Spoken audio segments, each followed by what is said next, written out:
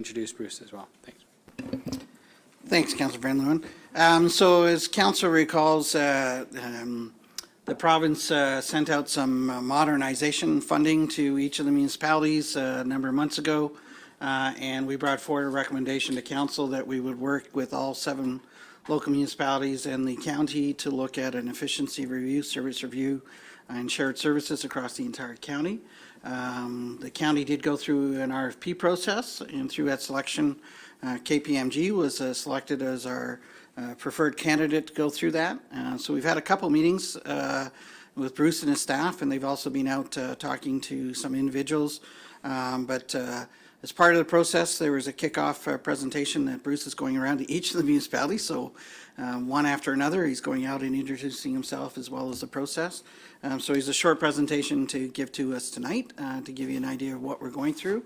Very short time frames, and as Bruce had mentioned to us at our first meeting with the steering committee, we're very fortunate in the fact that a number of RFPs have come out recently from other municipalities looking to have the same process, and we're at the top of the heap with, I think it's the Region of Waterloo, I think are the 2 big ones, and ourselves are ahead. So we're very fortunate to have Bruce here to give us an update or a kickoff of the process and what we're accomplishing. Thanks, Bruce.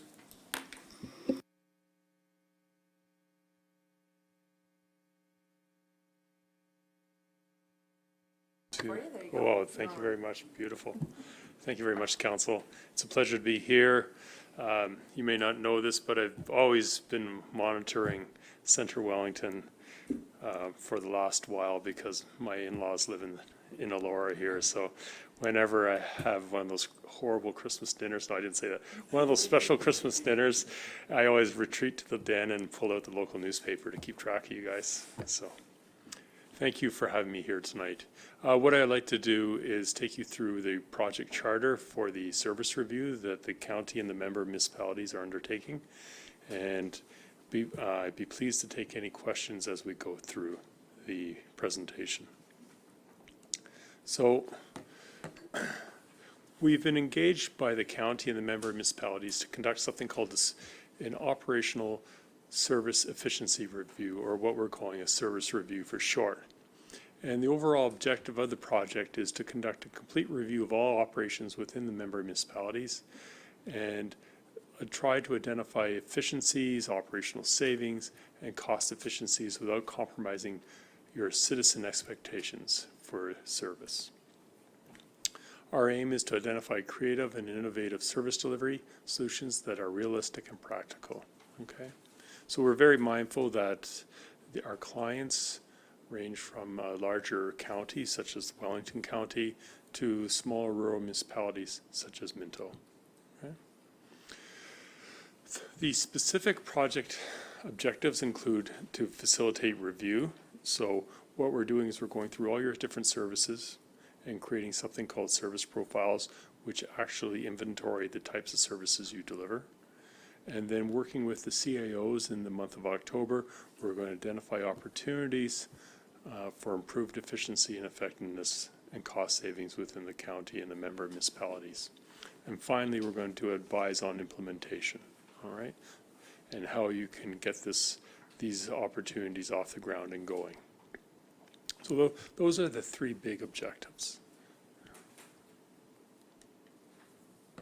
So we often ask as a consultant, like, why are you doing this? And the project drivers, that we've identified with the project team from the county is that you're conducting a service review in response to the Provincial Modernization Grant, which aims to assist small and rural municipalities to become more efficient and reduce expenditure growth in the longer term.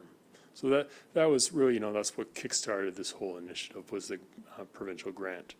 In terms of the project principles, what's important to us, so we're going to leverage the knowledge and expertise of the county and the member municipalities. Okay, so we provide a certain expertise with municipal government and working with numbers and data, but we are going to be using the local knowledge that staff in all the member municipalities have.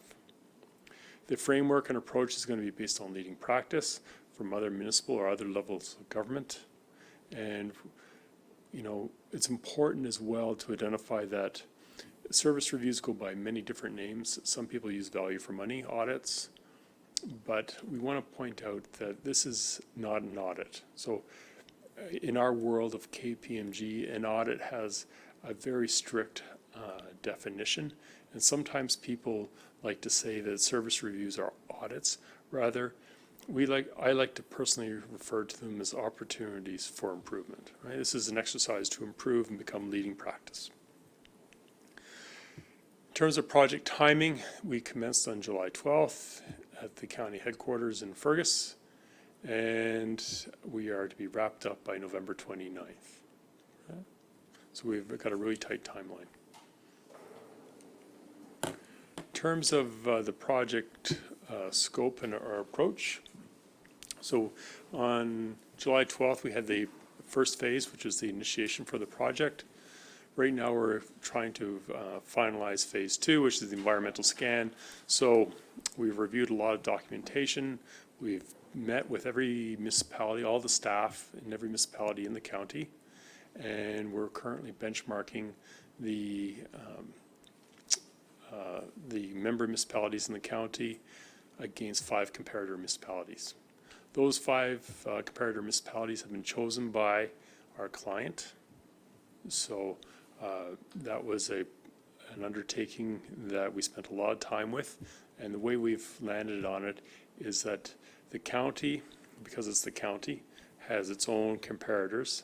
Centre Wellington, because it's the largest municipality within the county, has its own comparators, and then the remaining municipalities, which are mostly small rural municipalities, all will share the same comparators. All right. So we're putting together in phase 3, we're putting together service profiles for all these different services that you provide, and that will identify, for example, the financial costs of the service delivery. It will provide a little benchmarking, and it will identify the type of service and the service level. Okay, and we'll wrap this all up in an interim report at the end of September. I believe that's right, Andy?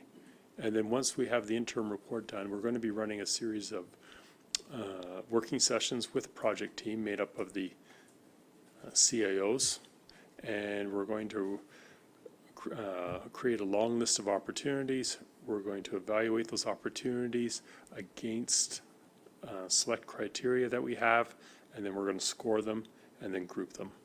Okay, and out of that will come a final report with recommendations.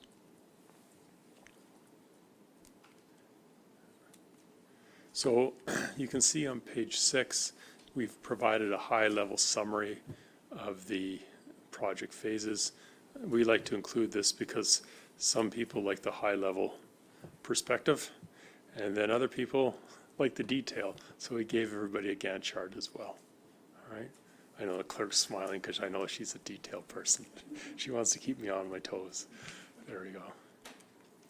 With respect to specific dates, you can see them on page 8. So right now we are madly trying to pull together all the work that we need to do to prepare an interim report for you, and we'll be presenting that on September 16th to the steering committee. I believe that's a 6, not a 5. I can't. My eyesight's going as I stare too much at computer screens. And then you can see that the working sessions are all held in October. In terms of the way the project's set up, on our side, I have a team of 4 people. So we have a team made up of Esther and Kayla who are putting together the service profiles, which take quite a bit of work. And then we have a team led by Aletta and Tyler who are doing all the benchmarking. And I report to Brian Boss, the engagement partner, and he in turn reports to the project manager, which is Scott Wilson, the county CAO. There's a steering committee made up of the CIOs of the member municipalities, and Donna Bryce, who's the county clerk, is providing project support.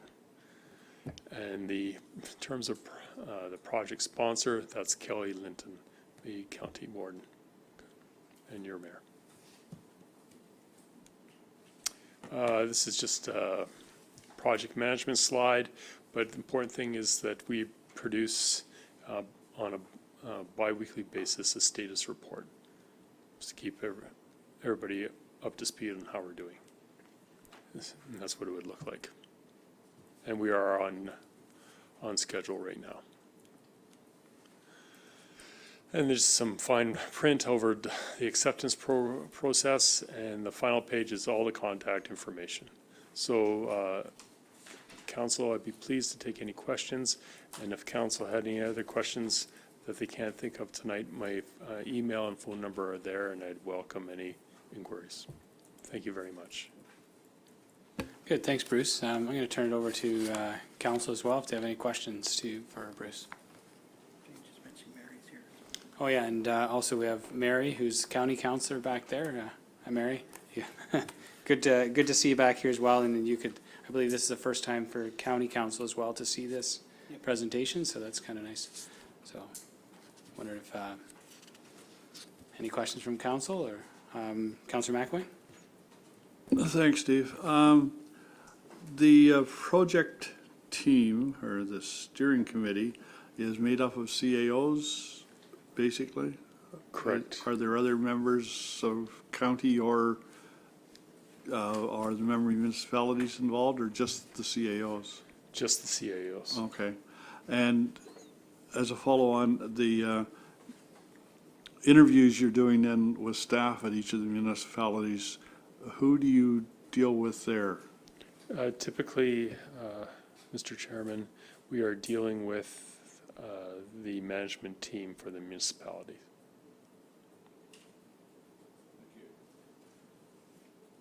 Thanks, Bruce. Other questions? Councillor Kitches? Thank you, Chair. I was wondering if, in this review, if you were taking the historical, any data about the amalgamation of Centre Wellington and including that in this, because originally we were not a single municipality. We've joined 5 of them. And so there was sort of a understanding at that time that there would be, you know, like different flows of services from the county to the, so is that part of the historical data that you're doing here? Mr. Chairman, well, we'll certainly consider that. We're not going to spend a lot of time on the historical data other than looking at the trends over the last 5 years.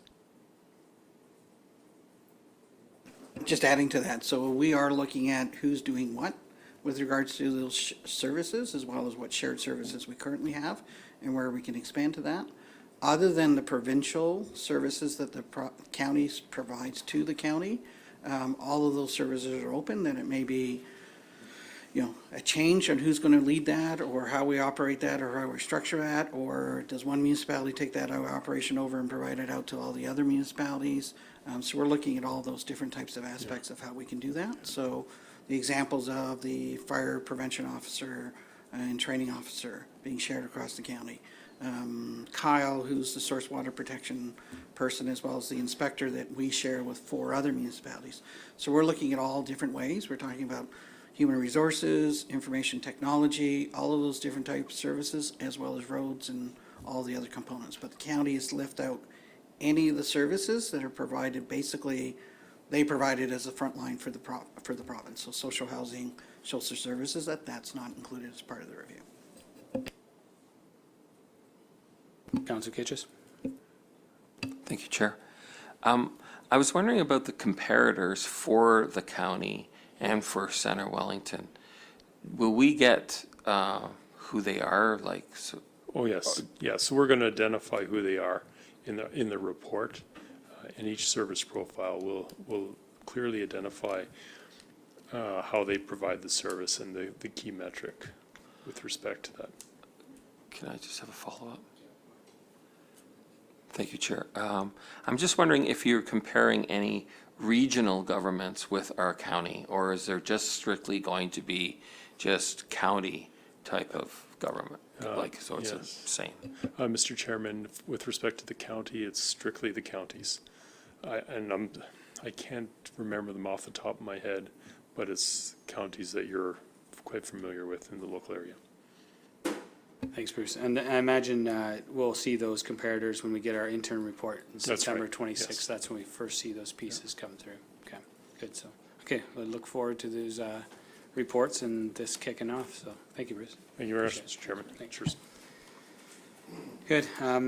So the next item on the agenda is 6.3, which was the mayor's council report, but the mayor is not here this evening. So I think we'll move on to 6.4, which is councillor committee updates, and we'll go around the room, starting with Councillor McElwain.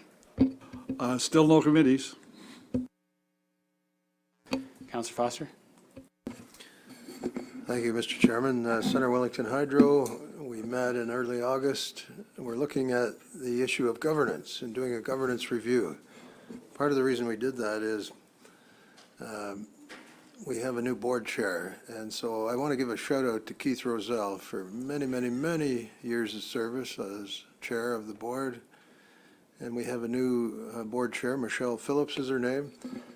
And so with the new chair, we're doing a governance review, making sure that the board is effective in overseeing the operations of Centre Wellington Hydro.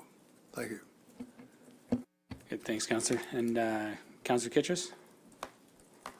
I don't have anything to report. Councillor Dunsmore? Both my committees took the summer off, so I'm good. Okay. Councillor McCrae? Thank you, Chair. At last Friday's GRCA board meeting, our new chair, Samantha Lawson, led the meeting.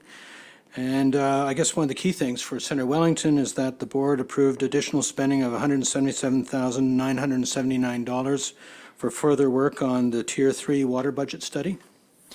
In terms of other GRCA business, there were some preliminary discussions between the Township and GRCA to explore the possibility of allowing unrestricted flow of people between Elora and the Elora Gorge Park, and also looking at possibility of year-round access to the park. Also discussed the possibility of overflow parking in the Elora Gorge Park to offset parking challenges within Elora and also at the quarry. The parking area is in the vicinity of the water treatment plant and the park workshops. We also discussed repurposing 2 GRCA vacant properties in the hamlets of Bellwood and Inverhaw to address resident requests for park space. Good, thanks, Councillor McCrae. And that's all very active issues to deal with during the summertime, is parking and parks and trails. So good to hear that you're discussing this as well at that level. So that brings us to 7.1, which is we need to confirm this agenda for this evening. And we have a recommendation here that the Council of the Township of Centre Wellington confirm the agenda for the meeting held August 26, 2019. Can I get a mover? Councillor Dunsmore. Seconder, Councillor McCrae. All in, and that carries. So we have a confirmation of minutes, which is 8.1. We have some public meeting under the Planning Act. And that's from July 11th. So we have a recommendation that the minutes of the Committee of the Whole meeting held July 17th, 2019, and the council meetings held July 29th, 2019 be adopted as circulated. Can I get a mover? Councillor McElwain, seconded by Councillor Dunsmore. All in favor?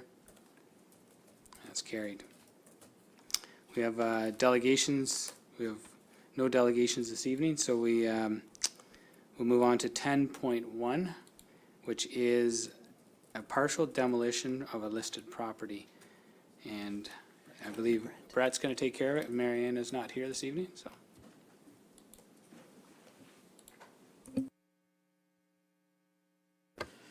Thank you. This is a request from the owners of 210 Chalmers Street in Elora to demolish the front porch and a side porch on a property that's listed.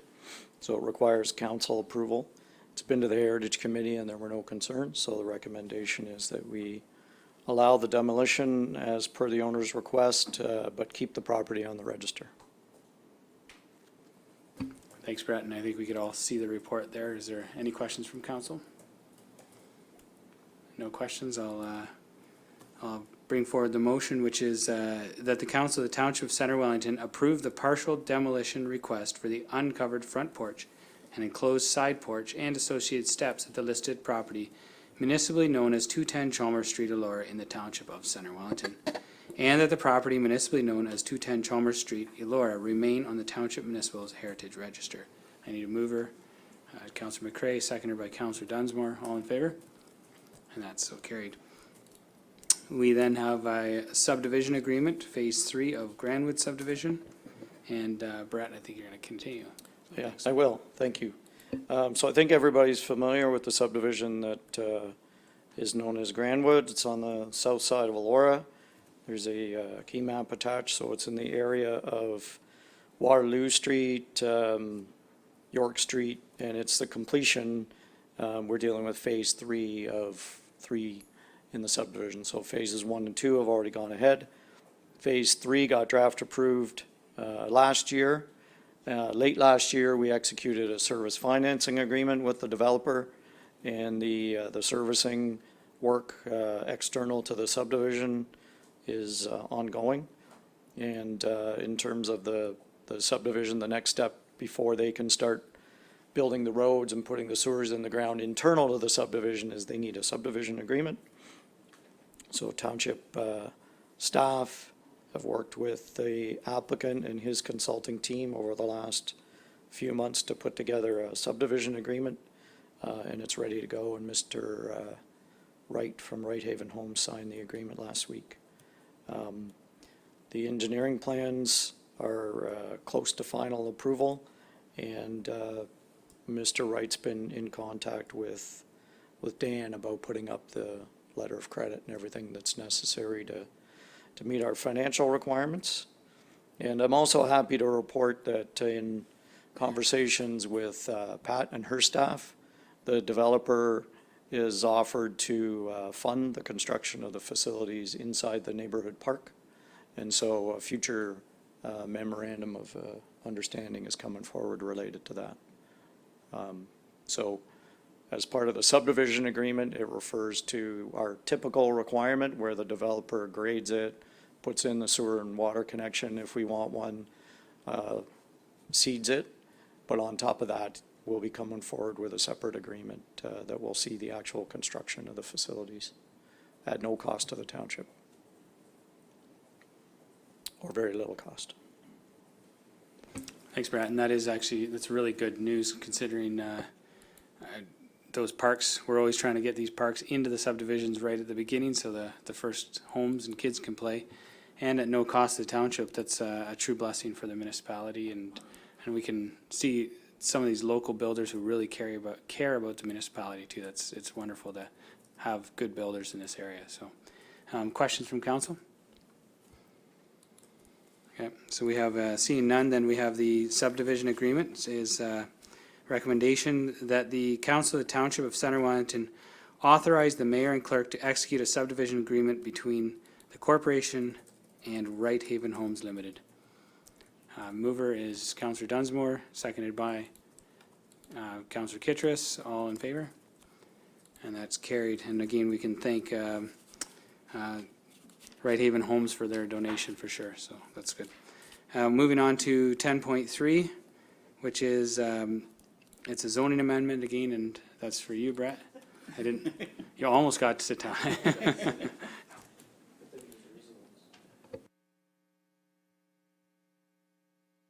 If you look at the minutes, there was a public meeting in your minute package related to a minor zoning bylaw amendment for Highland Pines that results from a lot line adjustment. So there's an area that's adjacent to the campground that's on the lakeside, and there's a lot line adjustment to take some land from the abutting property, which is actually Mr. Valerie's residence, and add it to the campground property. It already is, in fact, used part and parcel as part of the campground. So the county approved a lot line adjustment to take that land and add it to the campground. So the zoning bylaw is the zoning amendment that's needed to put it in the proper zone that applies to the rest of the campground. Good, thanks, Brett. Any questions from council? Okay, thanks again, Brett. Seeing no questions, I'll read the recommendation that the Council of the Township of Centre Wellington approves application RZ 0319 and that a bylaw to amend bylaw 2009-045 be given 3 readings. Can I get a mover? Councillor Kittrus, seconded by Councillor Dunsmore. All in favor? And that's carried. This next one is 10.4, which is the Community Impacts Grant, and we have we have a report from Dorothy Smith, Manager of Community Development, Festivals, Culture, and Tourism. That's getting longer, eh? So, thanks. Yes, it is. I was actually hoping Brett was just going to keep going and, oh, I think I should declare a conflict of interest on this one. Okay, just, I think I should declare a conflict of interest because of my involvement in Sensational Elora and there being one of the, I don't know if I should or not, but I feel safer doing it. okay. So, if you'd like to step away from the table and then Yes, I fill will. out the paperwork Yeah. with Carrie after, that would work. Okay, thanks, Kirk. Okay, go ahead, Dorothy. thank you. I'm here to ask council to consider the recommendation of a pre-approval on the grant allocation of $75,000 for the community impact grants. We have 2 categories, the specific annual grants of $25,500 or $550, excuse me. And I just want to let you know that we've got all those requests in so far for that entire amount. And then we have the amount of $49,450 for the community impact grants, which we will allocate if we can get pre-approval on that budget item, and I can start advertising to the community this coming weekend, actually. So we have a brand-new committee that has formed that will make these decisions, and this will now allow them ample time to go through them and take their time. And I'm hoping that we'll still get the breakdown to council for December, but if not, at least we have the pre-approval, and we'll be in good shape for the committee to take their time and go through the applications. Good, thanks, Dorothy. And it is good to get a head start on this because it takes time for sure to go through each program individually, small ones. Is there any questions from council on this? These grants for Dorothy? Seeing none, then I'll read this recommendation, and it's the recommendation that the Council of the Township of Centre Wellington approve a preliminary 2020 grant budget allocation of $75,000 with category allocation subject to final budget approval as follows. Community impact grants, the township budget allocation is $49,450, and the specific annual grants, the township budget allocation is $25,550. I need a mover, would be Councillor Foster, and a seconder by Councillor Dunsmore. All in favor? And that's carried. Thanks, Dorothy. So moving on to 10.5, which is the Bissell Park multi-use pad, which is the McDonald project. And we have a report from Pat Newson, and I'll turn it over to you, Pat. Thank you.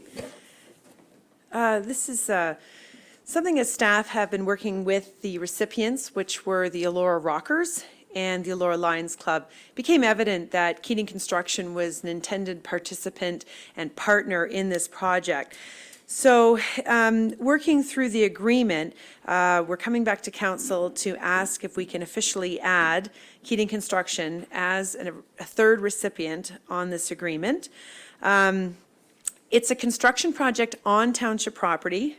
They are performing the construction, and then when they're completed, it's the site is then turned back over to the township and ownership, which makes it unique to all of the other projects under the McDonald grant. So we want to be really clear in all of those agreements and everything, who's doing what and what their responsibilities are. So our request today is to ask to include Keating Construction as a third recipient on the original application for the multi-use pad in Bissell Park. Thanks, Pat. And this is a good news. Good to see all of these projects start to get their feet under them and see them coming through. So this is one of the beginning again for this. So any questions from council on this project? Just adding the name to the actual contract? No? Seeing none, then we'll read the, sorry, Councillor Kittrus, go ahead. Thank you, Chair. Are they performing the construction? Yes, Keating Construction will be doing the construction and also utilizing volunteer work through the Elora Rockers and the Elora Lions. And through their resources, they're able to engage some in-kind towards the project. But that's really where all three groups are working together to save as much as they can and bring as much contribution to this project as they can. So to answer your question, yes, Keating Construction will be performing the construction work as the third partner in this application. Follow-up, Councillor? So are they doing it as like volunteer, project? Is that what this is all about, kind of? Yeah, they will, they're, obviously, I mean, there are parts of the construction which must be charged out. The subcontractors, the concrete workers, all of the trucking and everything like that. But Keating Construction has going to be providing the leadership and site work as part of their in-kind contribution, as well as guidance and supervision. They are the one group on this application that would have the required insurance and other construction requirements that the township needs when we're signing this size and scale of project on our property. So that's what they bring a lot of this to the project, and they're working with, as you see in their application, which was attached, they've already reached out to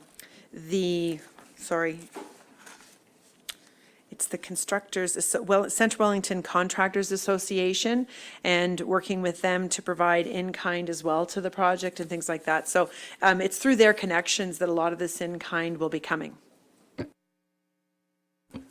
Thanks, Pat. And they're kind of acting like project managers, I guess, right? So, thank you. Any other questions from council on this? Seeing none, then I'll read this recommendation. Recommendation is that the Council of the Township of Centre Wellington approve the revision of the McDonald Trust Fund application for the Bissell Park upgrades for the multi-use surface. This application was submitted by the Elora Rockers and the Elora Lions Club, and to amend the recipients of the funding to include a third recipient, Keating Construction, Inc. And further, that as a condition of receiving the McDonald Trust funding, the Elora Rockers, the Elora Lions Club, and Keating Construction, Inc. provide to the township a joint venture agreement between all three recipients that reflects the relationship as joint recipients. I need a mover, which is Councillor Dunsmore, seconded by Councillor McCrae. All in favor? And that's so carried. We have an amending agreement for Victoria Park Elora license agreement, and Pat, again, you're up. Thanks. So the majority of the property that we refer to as a Victoria Park Elora is owned by the Grand River Conservation Authority. In 2010, a licensing agreement was established, and looking back at it now, it does require some amendments to bring it up to date. And specifically, the property definition is clearly outlined in the amending agreement. There was a section of property not outlined in the original agreement on the mapping, and so this has now been identified. So it was kind of a head scratcher for myself, trying to figure out which property on that whole lot is owned by whom. So the planning department helped me out, and in your package is a clear map of the three parcels of property, two owned by Grand River Conservation Authority and one owned by the Township of Centre Wellington, which all make up Victoria Park. And so we're clearly identifying who owns what in this amending agreement, also the level of insurance required, and the indemnity clauses were updated in this agreement. And both the staff at the GRCA and the township have worked through this and are very satisfied with the contents of the amending agreement. Thanks, Pat. And then I'll turn this over to council for questions. Any questions from council? Okay, seeing none, then I'll read the recommendation. That the Council of the Township of Centre Wellington, or Township of Centre Wellington Council authorizes the mayor and clerk to execute an amending agreement between the township and Grand River Conservation Authority for the licensing agreement for Victoria Park Elora lands. And I need a mover. Councillor McCrae, seconded by Councillor Dunsmore. All in favor? And so carried. Now we have 10.7, which is the renaming of Victoria Street Bridge for the Jack R. McDonald Bridge. And Andy, you have a report for us. Great. Thanks. Thank you, Chair. So this is a report that I think everybody was just waiting for us to come forward with to council. As you know, we're just about finished construction with the new pedestrian bridge downtown Elora. And through the entire process of going through the public meetings and through all the construction details and the overall large donation that we received from Mr. Jack R. McDonald, what we're recommending is that we rename the bridge when we officially open it to the Jack R. McDonald Bridge. We are working on some storyboards, so we'll be able to tell the story of the family. And Dorothy, who was just here, or still here, has been actually in contact with the family members, and they're very excited about that. They're actually hoping that they'll be able to attend, and we're going to work with them to have them attend the grand opening later this fall. As well as you recall, the Elora Sculpture Group did receive $25,000 through the Jack R. McDonald Community Project to develop a sculpture for down in front of the bridge, and staff are continuing to work with them on that. We anticipate that won't be completed until probably the spring of 2020, but we are looking forward to putting the memorial and renaming the bridge the Jack R. McDonald Bridge in recognition of all the funding that he has provided and the community aspects of his donation to the community as well. Good, thanks, Andy. And I can definitely see how this this bridge is coming along. It's looking really good down there. So very excited to get across that bridge. Any questions from council? Councillor McElwain? Thanks, Steve. The Elora Sculpture Project is actually, there is no appropriate spot in front of the bridge as originally thought there might be.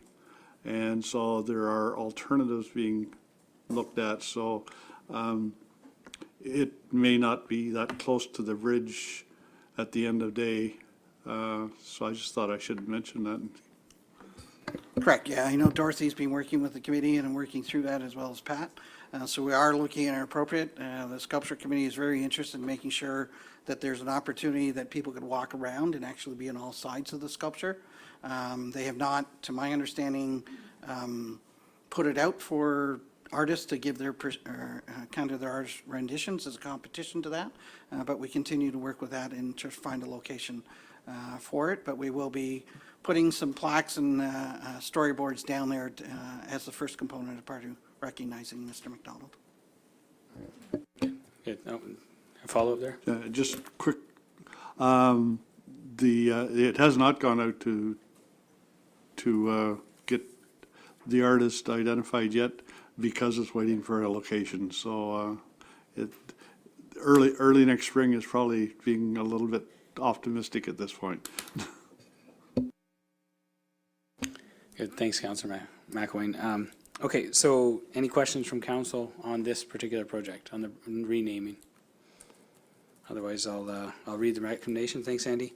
Recommendation was that the Council of the Township of Centre Wellington rename the Victoria Street Bridge to the Jack R. McDonald Bridge in recognition of the generous donation to the township. Moved by Councillor Dunsmore, seconded by Councillor McElwain. And all in favor? That's carried. This is good news for that donation recognition there for sure. We have 10.8, which is a special report from the Integrity Commissioner process. So this is going to come from Carrie, and I'll hand it over to you, Carrie. Thank you. Through you, the Integrity Commissioner cannot, except in limited circumstances, disclose advice that's been given to a member. However, municipalities, for reasons of accountability, must be able to confirm that the services prescribed on the statement of account actually occurred. So the Integrity Commissioner has written to his clients and suggested that in order to balance accountability and confidentiality, that council direct him to include in his statement of account the name of the member who requested the advice, however, at that time providing no information about what the nature of the request or the advice disclosed. So before you is a recommendation directly from your Integrity Commissioner so that this balance of accountability and confidentiality can be maintained. Thanks, Carrie. And who will see this surname? Does it go to Councillor in an open report, or does it go just to staff? No, the statements of accounts come through staff, they're approved, and then they are forwarded to finance for approval. However, they are subject to any freedom of information requests. I think that's, as well as the auditors are looking at having that accountability where the work performed can in fact be substantiated. Thanks, Carrie. Councillor McElwain?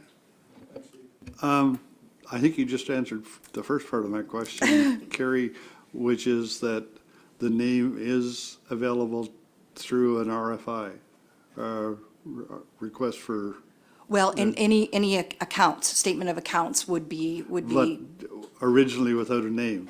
Now it could be with a name. yes. And so the second part of my question was, is there a situation now where this is appropriate, or is this only for the future? Because changing the rules of the game in the middle of the game is probably not a good thing. If it's something that applies to something in the future, then changing the rules of the game is quite appropriate. Through you, I'm not sure that would make any big difference. I know the Integrity Commissioner is working on items, however, I do not know the nature of that.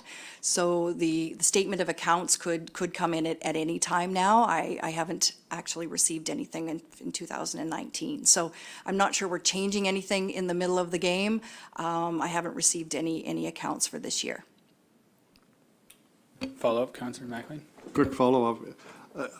The reason I asked that, Carrie, is because if somebody had submitted something to the Integrity Commissioner under the impression that his or her name was never going to be made public in any way, and all of a sudden it could be found out by anybody through a request for information, that is changing the rules of the game in the middle of the game. And so, as I said before, changing the rules for the future is fair game, but changing the rules for somebody who may have already submitted something is not so fair.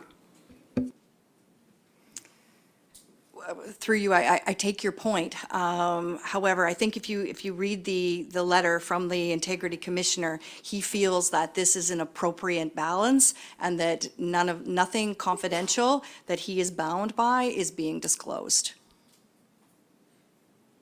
So the report doesn't speak towards what they're investigating, just this is the file name. Yes, and it's advice that he is providing, with only disclosing the member that the advice was given to, whether it's a member of any of your committees, boards, or council.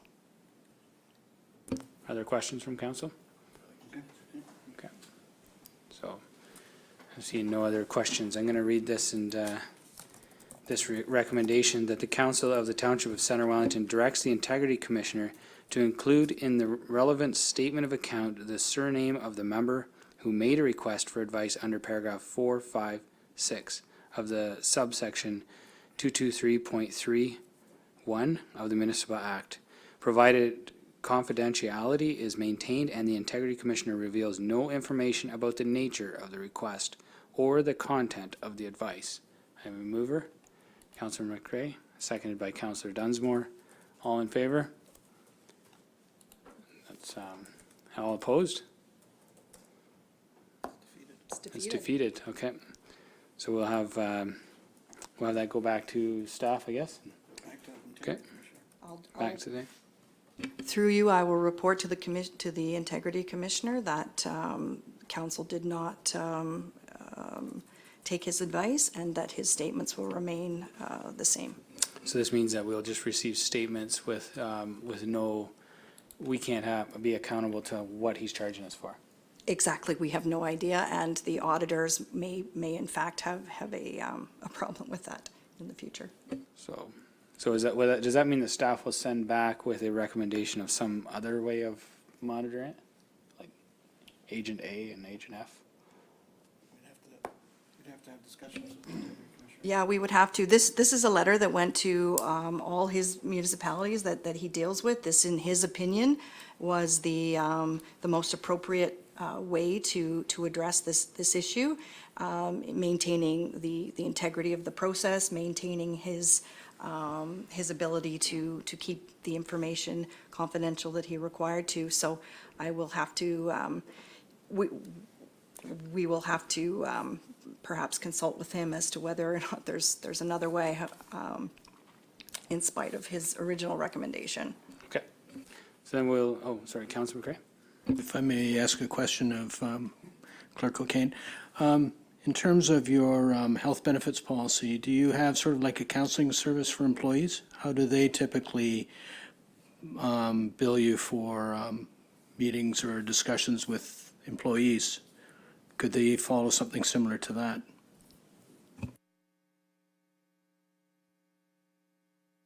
Yeah, names are not disclosed as part of that, but we do know how much time they're spending, but there's no names disclosed. So we do not know which individual employee may be using those services, but we do know the services that are being used. Follow up? So is it possible maybe to use that method with the Integrity Commissioner? No, because I think that would be disclosing the nature of the advice, because it's switched. You get the service, not the personal information. Here you get the personal information and not the advice. So I don't think that would work in that case either. Councillor Foster? I feel like we're calling into question the billing integrity of the Integrity Commissioner. And that, by definition, is quite absurd in my view. If we cannot trust the billing of our Integrity Commissioner, then we don't have the right Integrity Commissioner.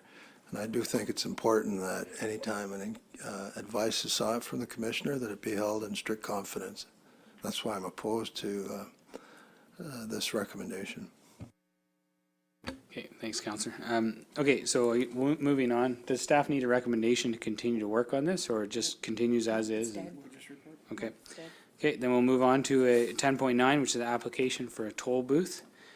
And this is from the Elora firefighters. We've seen this each year. So the recommendation is that the Council of the Township of Centre Wellington authorizes the mayor and clerk to execute a bylaw authorizing a fundraising activity in the form of soliciting by a toll booth on Metcalfe Street in Elora on Saturday, September 21st, 2019, from 8 a.m. to 4 p.m.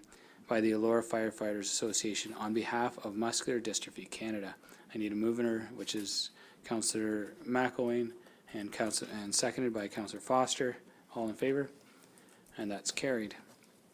We have 10.10, which is a noise bylaw exemption, and we have, let's see here, that the Council of the Township of Centre Wellington approves the request from Teresa Weller for an exemption to bylaw 5001-05, the noise bylaw for the Township of Centre Wellington, to permit the amplification of music at 20 Hill Street, Elora on September 7th, 2019, between 11 p.m. and 1 a.m. for a wedding reception, and that the applicant ensure neighboring properties owners are notified in advance of the event. So I get a mover, which is Councillor Kittredge, seconded by Councillor Dunsmore. All in favor? And that's carried. Now we have some information items before us as well. We have 11.1, which is bylaw enforcement annual report. These, and also 11.2, which is bylaw enforcement procedures. Are we going to have reports, or are they just before us tonight? That's what I thought. We have some 11.3, which is operating results, and then also 11.4, capital project status. Do we have any questions from council on these information items? Councillor Kittredge.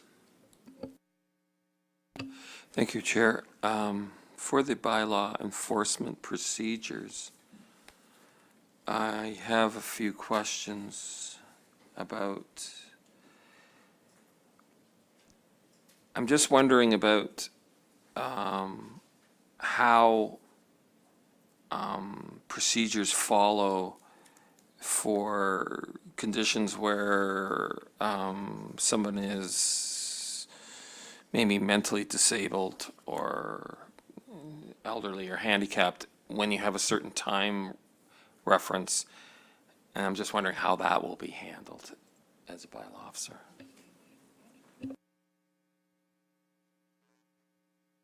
Welcome, Sam. If you can answer that. Good evening, everybody. So with bylaw enforcement, we do have timelines that we provide on orders or notices. However, we do allow for extensions depending on the circumstances. The overall objective is compliance. However, we do understand that some people do have limitations, and we have to work with those limitations. Do you have a follow-up, Councillor? So how is that explained to the recipient of the infraction? Like let's say, I'm just going to give a scenario here. It's the middle of winter, and it's freezing cold, and they're elderly, and somebody puts swastikas on somebody's fence. And then how are they going to address that, like within the time frame? Sorry, so the question is if somebody, sorry, can you clarify? If, under the rules and even the situation, how would you address that situation where, let's say it's, it's like it gets cold here, it's not like this Toronto, and how would you address like the timeline for some elderly person to fix that situation? So, Councillor Kidris, we would provide extensions if needed. It's same as I said previously. If there's clearly an inability of somebody to do something, we take that into consideration. Ultimately, it is the homeowner's responsibility to maintain their properties.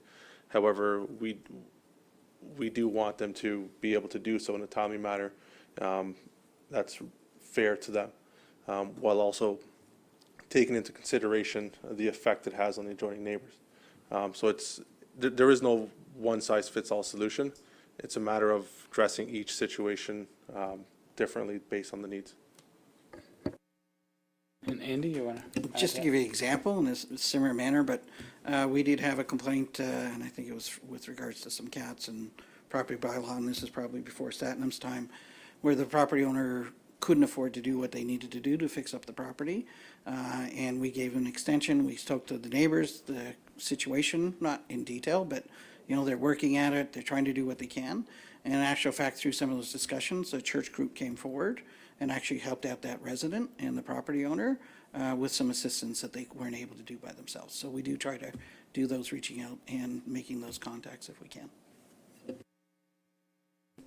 Thanks. And we tend to have this discussion each time bylaw enforcement comes up, that we take this piece by piece from what I understand, and it seems to be a reoccurring conversation about bylaw enforcement, but it's not that there's a heavy hand used, but there's a process to get the residents to conform to the bylaw. So I'm going to, Councillor McElwain, you had a question? Yeah, thanks, Steve. My question, actually, it's almost more of a comment than a question.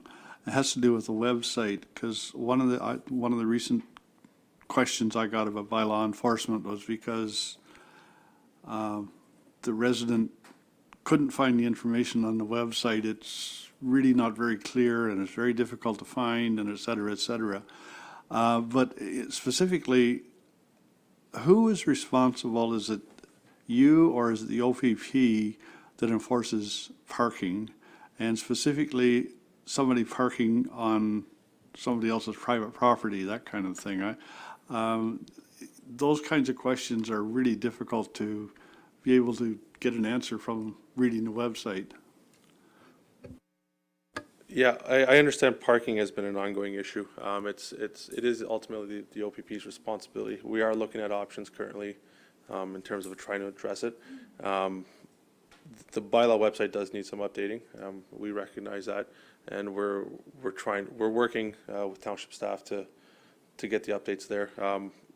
With respect to private parking or private property, that'd be a completely civil matter, as it's not a deficiency under the property standards bylaw, so it'd be up to the property owner to have that vehicle removed. Sorry, Mayor. Yeah. So the individual property owner should call a tow truck and get the vehicle removed, then? We would not, you would not get involved in that situation at all? Yes, we would not get involved. We don't have authority to deal with that specific situation. Good, thanks, Edna. Okay, so those are the information items. The next is 12, which we have the bylaws. So I'll read, do I read them all down? Yeah. Okay. So, so 12.1, we have the bylaws, which is, I'll read through them. We have 2019-46, which is a bylaw to authorize a fundraising activity in the form of soliciting by a toll booth on the Metcalf Street Bridge in Elora. 2019-47, a bylaw to amend bylaw, oh, sorry, Councillor Kittrus?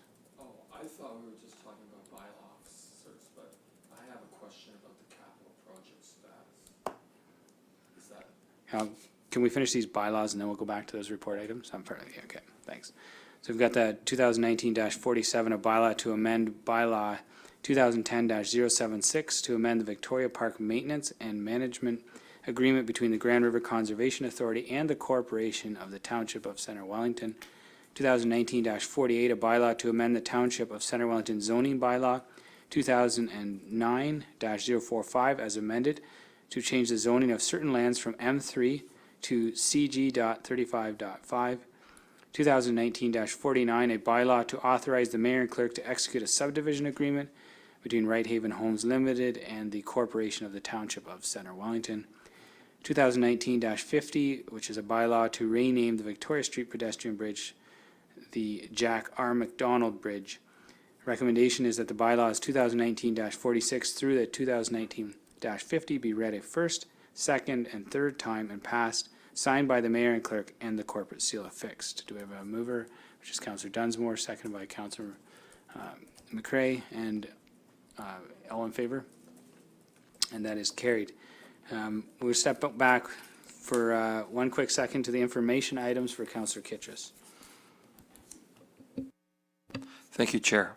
When I was looking at these, I was wondering where the former Victoria Street Bridge is in terms of its status and analysis. Where is that in this? What page is that? You're looking under the capital project status report. Yeah. Okay.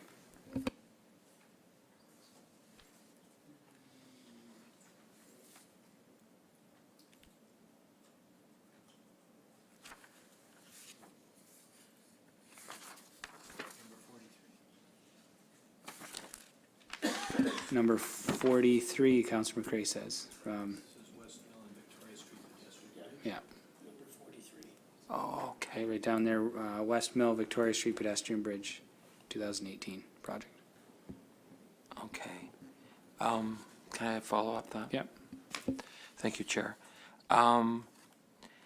We had broken these out separately, and I was just wondering if they could be done separately when we look at, because now they're trying to join together, and then they were separated, and it's hard to sort of see what, like the West Mill was, like how much it was over, and then how much the Victoria Street pedestrian bridge was over. So it's just like, as one, it's not clear, because we're still working on the bridge, but we're not, That's doable we're then finished for the next time? okay. Okay. Yeah, we do quarterly updates, so in quarter three, we'll make sure it's split out. Okay. Thanks. Councillor McCrae?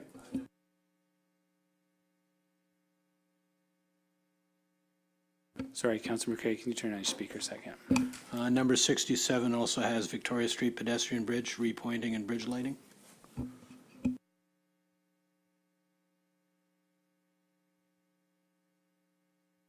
Right, so Dan will have that all put together and as the bridge, and then West Mill is separate. Yeah, sounds good. Okay, thanks. So we'll move on to our conformatory bylaw, which is 13.1, which is a bylaw to confirm the actions of council. So the recommendation is that bylaw 2019-51 to confirm the proceedings of council at its meeting held August 26, 2019, to be introduced a first, second, and third time and passed in open council. We have a mover, just Councillor Dunsmore, seconded by Councillor McCrae, and all in favor. and that's carried. And then we need a motion to adjourn, which is Councillor Kittredge, seconded by Councillor Dunsmore. All in favor? And that's carried. We are adjourned. Thank you, everyone.